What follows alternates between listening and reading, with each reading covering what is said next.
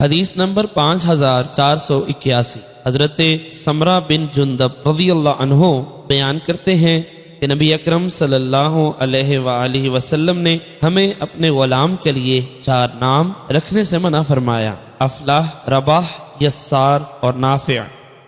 حدیث نمبر 5482 حضرت سمرہ بن جندب رضی اللہ عنہ سے مروی ہے، فرماتے ہیں کہ رسول اکرم صلی اللہ علیہ وسلم نے فرمایا کہ اپنے لڑکے کا نام رباح، یسار، افلاح اور نافع نہ رکھو۔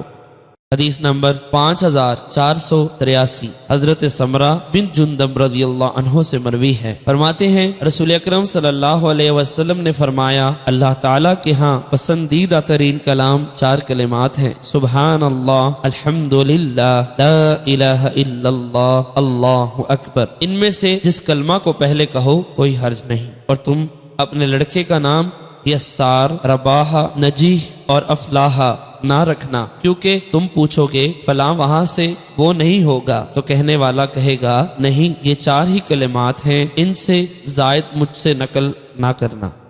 حدیث نمبر 5484 امام مسلم رحمۃ اللہ علیہ نے اس حدیث کی مزید 3 سندیں بیان کی ہیں۔ ان میں شعبہ کی روایت میں صرف لڑکے کا نام رکھنے کا ذکر ہے اور 4 کلمات کا ذکر نہیں ہے۔